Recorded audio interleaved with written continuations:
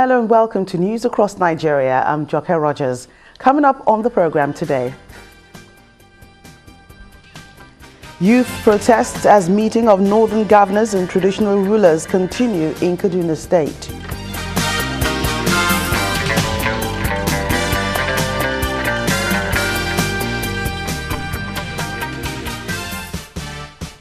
Kwara State's government seeks support of the Kingdom of Saudi Arabia in education and agriculture.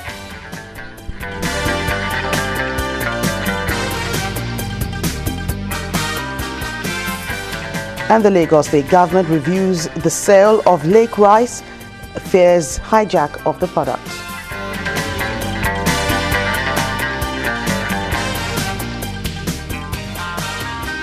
The Senate resumed plenary this week by considering the letter from the President re-nominating Ibrahim Magu as the chairman of the Economic and Financial Crimes Commission. In the letter, President Muhammadu Buhari explains that the nominee has satisfactorily clarified the allegation which led to an earlier rejection by the Senate. The President also rejected a recommendation for the removal of the Secretary to the Government of the Federation over allegations of corruption. On December 15, 2016, the Senate had rejected the appointment of Mr. Magu as EFCC chairman, citing the security report from the Department of State Services. In the report, Mr. Magu was accused of living in a house paid for by a corrupt businessman. He was also accused of extorting money through a proxy from suspects. Following this, the President directed Abubakar Malami, Attorney General of the Federation, to investigate the allegations. Mr. Malami submitted his report at the end of the assignment. However, details of the investigation were not revealed in the President's letter to the Senate. The Northern Governors continued their meeting today in Kaduna State, northwest Nigeria. A resolution is expected to be released in a communique later, and the governors are optimistic about improved security in the northern region.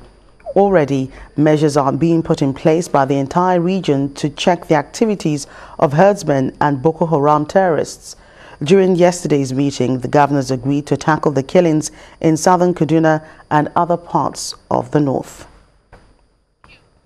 Meanwhile, a group of youth has taken a protest to the venue of the meeting of the governors, demanding that the governors wake up to their responsibilities in reviving the region's economy.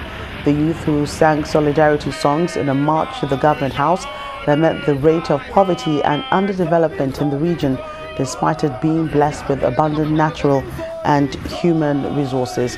They, however, called on the governors to address the security challenges and underdevelopment in the region and ensure that citizens are given good education. Every time, every day, it is a repetition of Governors Forum, Governors Forum. Implementation. What have we gained from that? It is not about the meeting. We need meetings, of course, to channel or to strategize and give us a direction. The North today doesn't have an economic agenda.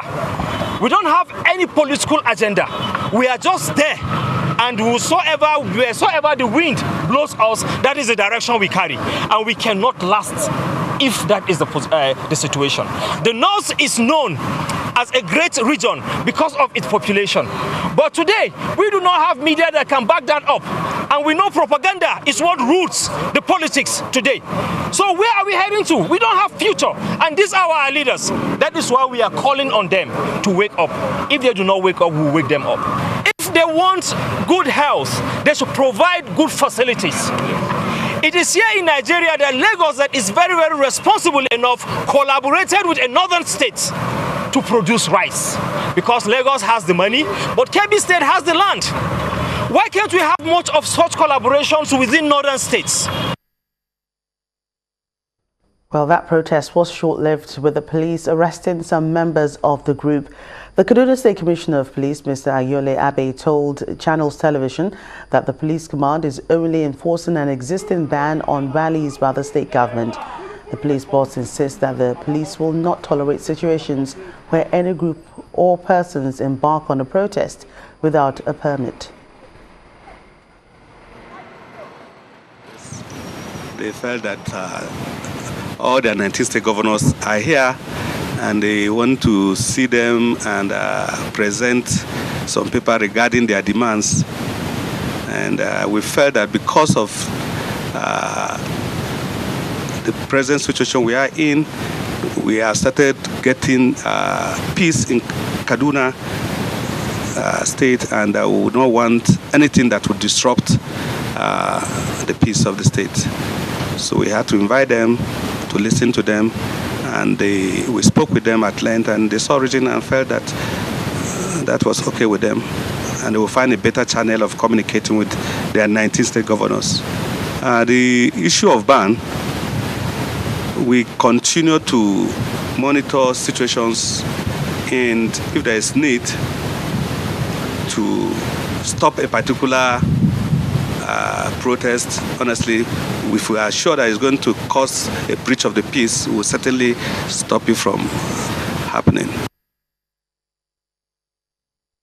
The governor of Nasarawa State, Mr. Tanko Almakura, says he will continue to add value to the quality of life of his people in spite of the current economic challenges. Governor Almakura restated his resolve when some ethnic groups from Bassa community, Ara Agwada and the Tiv people paid him a courtesy visit at the government house in Lafia. Citizens who are patriotic, who would want to take the state to the next level, in spite of whatever difficulties, financial, social, political, we as elites and leaders must take the gauntlet and ensure that in spite of the challenges, no matter how enormous, let's try and put the little we can to add value to the quality of life of the people in the South State.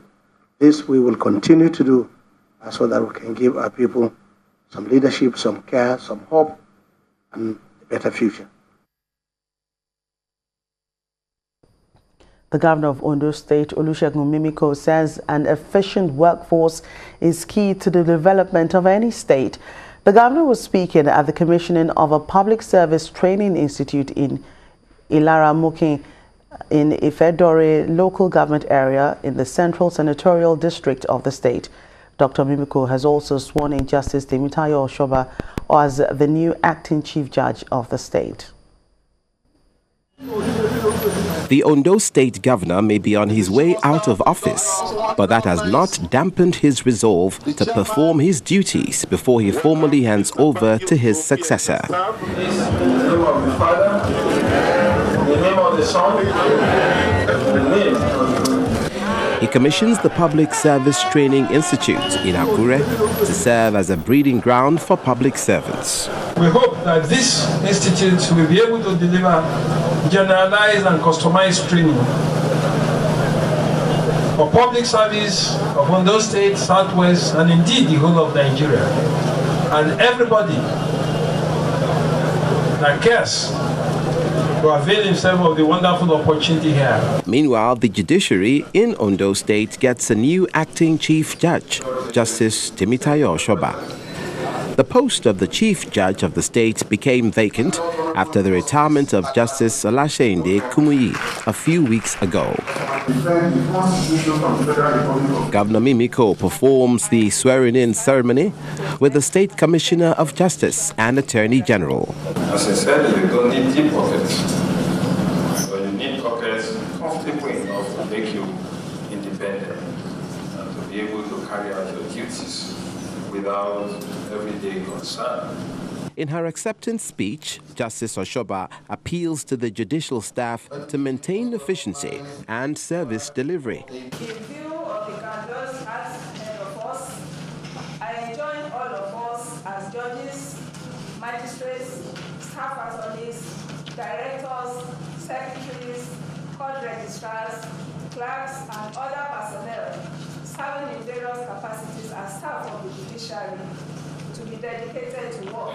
In about a month's time, Governor Olusegun Mimiko will be handing over to Governor-elect of Ondo State, Mr. Rotimi Akeredolu, and he expects the new public servants to join hands to work with the new governor.